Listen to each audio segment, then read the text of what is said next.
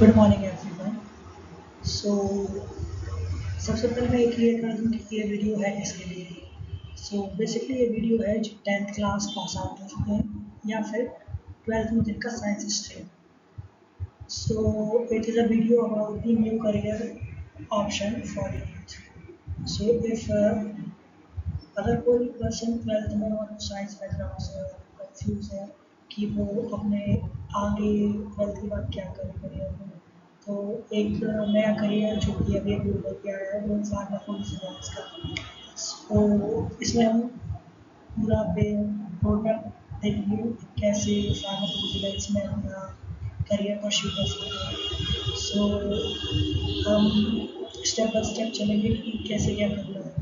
First of all pharmacovigilance होता क्या है ये जान लेते हैं।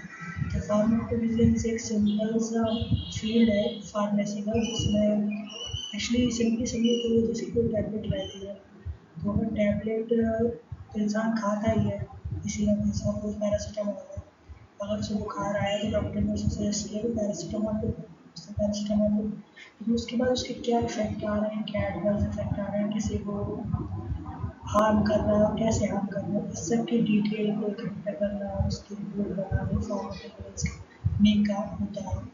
अब चाहे वो पैरासीटामोल हो, चाहे कोई नई मेडिसिन हो, उन सब के बारे में पता करना ये सब फार्माकोविजिलेंस के अंदर आता है।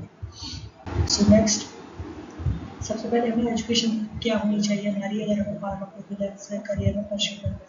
तो आफ्टर 12th हमें या तो बी फार्म हो या एम फार्म हो या MBBS या फिर BSc, जो कि एक नॉर्मल और कॉमन डिग्री है, डिग्री पास होती है BSc, वो भी लाइफ साइंस में, and nursing and biotech and biotechnology. इनमें से आपके पास कोई भी डिग्री हो तो आप इसमें परस्यू कर सकते हैं। सबसे ईजीएस्ट तरीका है कि BSc from any life science subject. Then you have to achieve some certificate like MET, coding and T safety diploma और GVP and regulatory courses। ये सारे कोर्सेज ऑनलाइन अवेलेबल है eight Udemy, Coursera etcetera.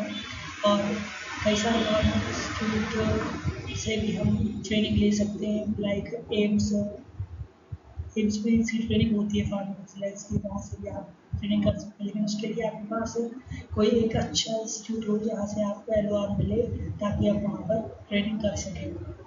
Next, हमें कुछ technical tools चलाने आना चाहिए, जैसे ओरेकल, ऑगस, सेफ्टी, मैट, DRA डिक्शनरीज, सेफ्टी डेटाबेस। ये सारे आप यूडेमी और कोर्सेरा से सीख सकते हैं। Then next, what are the job. जैसे ही आप ये सारे सर्टिफिकेट्स और ये सारे स्किल्स सीखते हैं, उसके बाद आप डायरेक्टली ड्रग सेफ्टी एसोसिएट के लिए ट्राई कर सकते हैं। After the promotion, after 2 to 3 year, you will promoted drug safety scientist, then aggregate report writer, then safety physician, then pharmacovigilance manager, then QPVP, qualified person legally account pharmacovigilance. Okay, then employee and pay. As a basic salary at the initial level, you will get nearly 2 to 3 lakhs in India per annum. But if you compare with the salary at foreign like US or USA, it will be $60,000 per year. It will be nearly 60 lakh per year at the entry level. And as you will promoted in India, you will get 25 lakh per annum, and in abroad you will get nearly 150K dollar. Then career path. First of all, as I told previously that you will first of all join with the drug safety associate and promoted to director with a step by step. सबसे पहले हमें एक बात और कि हमें यही career क्यों परस्यू करना चाहिए। एक्चुअली इसमें सबसे कम कंपटीशन है, सबसे इजीली इसमें एंट्री की जा सकती है, and BSc in life science एक इजी तरीका है इसमें अंदर जाना, इसमें घुसने का।